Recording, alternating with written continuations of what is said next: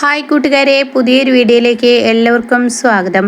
അങ്ങനെ ശാലിനി വിഷ്ണുവിൻ്റെ അരികിലെത്താണ് കേട്ടോ. എന്നിട്ട് വിഷ്ണുവോട് പറയണേ, വിഷ്ണു ഏട്ടാ, എന്തായാലും ഞാനൊരു കാര്യം എൻ്റെ വിഷ്ണുവേട്ടനോട് പറയട്ടെ. എന്താടോ താൻ എന്ത് പറഞ്ഞാലും അത് എൻ്റെ മനസ്സിൻ്റെ ആനന്ദമാണ് എന്നിങ്ങനെ പറയുമ്പോൾ വിഷ്ണുവിനോട് പറയണേ, വിഷ്ണുവേട്ടൻ ഒരു കാര്യം ചെയ്യണം. എന്താ ഞാൻ ചെയ്യേണ്ടത്? അതെ, വിഷ്ണുവേട്ടൻ ഇനി സത്യാമ്മയോട് എതിർപ്പും ദേഷ്യവും ഒന്നും കാണിക്കാൻ പാടില്ല. എടോ, തന്നോട് കാണിക്കുന്നത് എന്താണെന്ന് അറിയാം.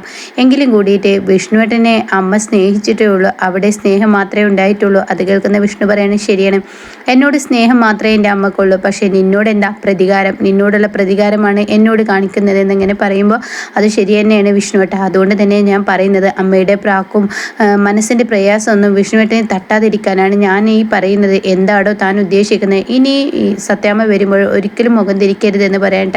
ഇന്ന് സത്യാമ്മയുടെ മുന്നിൽ വിഷ്ണുവേട്ടൻ മുഖം തിരിച്ചപ്പോൾ ആ മനസ്സ് നോവുന്നത് ഞാൻ ശരിക്കും കണ്ടതാണ്. എടുത്താൽ ശരിക്കും എന്താണ് ഞാൻ പറയേണ്ടത്?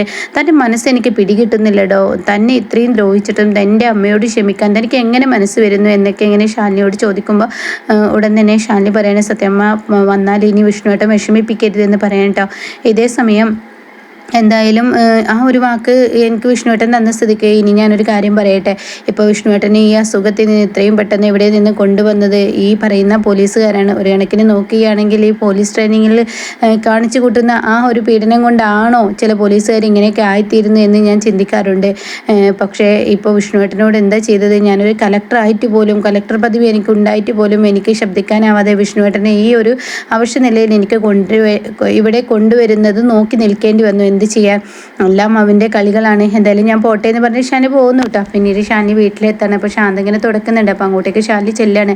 അപ്പോൾ ഷാനി ചെല്ലുമ്പോൾ ശാന്ത ചോദിക്കുകയാണ്, എന്തായി മോള് കാര്യങ്ങളൊക്കെ എന്ന് പറയുമ്പോൾ ഒരു വിധത്തിൽ കരക്കടുത്തു എന്ന് തന്നെ പറയാമെന്ന് പറയട്ടോ. ഇതേ സമയം വിഷ്ണുവിന് ഇപ്പം എങ്ങനെയുണ്ട് എന്ന് ചോദിക്കുമ്പോൾ കുഴപ്പമൊന്നുമില്ല. എന്തായാലും ശാരദാമ്മ വന്നത് മുതൽ ഇവിടെ പൂജാമുറിയിൽ കയറിയതാണ്, കരഞ്ഞ് ഒരു വിധമായിട്ടുണ്ട് എന്നൊക്കെ ഇങ്ങനെ പറയുമ്പോൾ വിഷ്ണുവേട്ടന് ഇപ്പോൾ കുഴപ്പമൊന്നുമില്ല. വിഷ്ണുവേട്ടൻ ഹോസ്പിറ്റലിൽ നിന്ന് കൊണ്ടുവന്നിട്ടുണ്ട്. ഒന്നിങ്ങനെ ലെവലാവുമ്പോഴേക്കും ഹോസ്പിറ്റലിൽ നിന്ന് കൊണ്ടുവരണമെന്ന് ഈ പറയുന്ന CA ചന്ദ്രബോസ് വാശി പിടിച്ചത് കൊണ്ട് തന്നെ അത് വിട്ടുകൊടുക്കുകയും ചെയ്തു എന്നൊക്കെ ഇങ്ങനെ പറയണേ. എന്തായാലും ശാന്തേച്ചി വല്ലാത്ത ക്ഷീണം, ഓടി തളർന്നു, കൈകാലുകൾ തളർന്നത് കൊണ്ട് തന്നെ എൻ്റെ ശാന്തേച്ചി ഒരു ഗ്ലാസ് വെള്ളം എടുക്കുക ഒരു ഗ്ലാസ് ചായ എടുക്കുക എന്നൊക്കെ ഇങ്ങനെ പറയാം. ശരി മോളെ എന്ന് പറയുന്ന സമയത്ത് ശാന്ത പറയണേ, മോളെ നീ നിൻ്റെ അമ്മയുടെ അരികത്തോട്ടൊന്ന് പോവുക. നിൻ്റെ അമ്മ വല്ലാത്ത കുറ്റബോധത്തിലാണ്. വിഷ്ണുവിന് താൻ കൊടുത്ത ചോറിലാണ് വിഷമുണ്ടായിരിക്കുന്നതെന്ന് പറയുമ്പോൾ തൻ്റെ അമ്മക്ക് താങ്ങാൻ കഴിയുന്നില്ല. അതുകൊണ്ട് തന്നെ നീ ചെല്ലേന്ന് പറയാം കേട്ടോ. ശരി ശാന്തേച്ചി എന്ന് പറഞ്ഞിട്ട് തൻ്റെ അമ്മയുടെ അരികിലോട്ട് ചെല്ലാണ്. അപ്പോൾ ഷാനി പിറകെ നിൽക്കുന്നുണ്ട്. അപ്പോൾ ശാരദാമ്മയാണെങ്കിലോ ദൈവങ്ങളോട് കരഞ്ഞ് പ്രാർത്ഥിക്കുകയാണ്, എൻ്റെ പൊന്നു മോനാണ് അവൻ, എന്നെ പരീക്ഷിച്ചിട്ട് ദൈവങ്ങൾക്ക് മതിയായില്ലേ, ഇനി എൻ്റെ കുഞ്ഞിനെ എന്തിനാ പരീക്ഷിക്കുന്നത്? എൻ്റെ മോള് അവന് വേണ്ടി നെട്ടോട്ട് മൂടാണ്, രാപ്പകലില്ലാതെ ഓടാണ്. അവന് ഊണ് വേണമെന്ന് പറഞ്ഞപ്പോൾ ഞാൻ കൊണ്ടുകൊടുത്തപ്പോൾ ഞാൻ ഒരിക്കലും വിഷം ചേർത്തിട്ടില്ല, ഇതാരോ ചെയ്തതാണ്. എങ്കിലും കൂടി എൻ്റെ വിഷ്ണുവിന് യാതൊരു ആപത്തും ഉണ്ടായത് എന്നൊക്കെ ഇങ്ങനെ പറഞ്ഞ് കരയുന്ന സമയത്ത് ശാലിനി അമ്മയെ എന്ന് പറഞ്ഞ് വിളിക്കാനായിട്ടാണ്. അപ്പോഴേക്കും ശാലിനിയെ കാണുന്ന ശാരദാമ്മ കെട്ടിപ്പിടിച്ച് കരയാണ്, മോളെ എന്ന് പറഞ്ഞ് വിളിക്കുമ്പോഴേക്കും ഉടൻ തന്നെ അമ്മ എന്തിനാ ഇങ്ങനെ സങ്കടപ്പെടുന്നത്? പിന്നെ ഞാൻ എന്ത് വേണം മോളെ?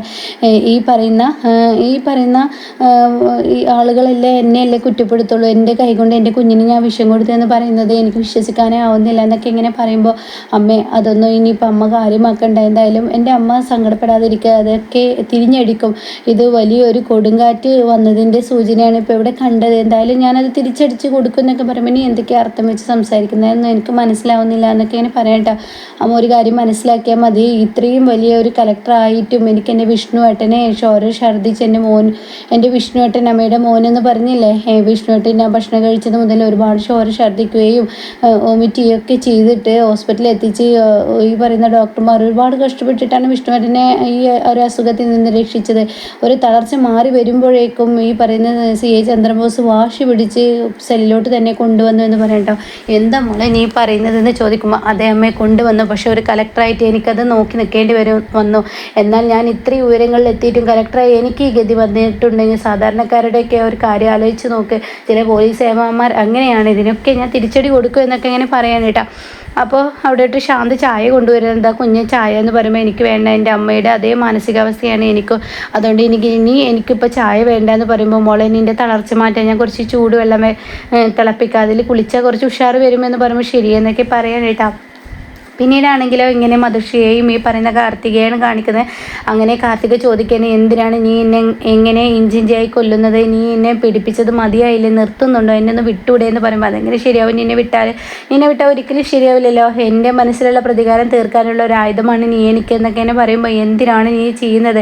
അപ്പം ഞാൻ ചോദിക്കട്ടെ, നീ എന്തിനാണ് ഇപ്പോൾ ഈ പറയുന്ന വിഷ്ണുവിനെ നീ ചതിച്ചത്? വിഷ്ണു നിന്നെ മരിക്കാൻ പോയപ്പോൾ നിന്നെ ഹർഷന് വേണ്ടിയിട്ട് വിഷ്ണു നിന്നെ കൈപിടിച്ച് സ്വന്തം വീട്ടിലോട്ട് കൂട്ടിക്കൊണ്ട് വന്നിട്ട് വിഷ്ണുവിനെ നീ എന്താ ചെയ്തത്?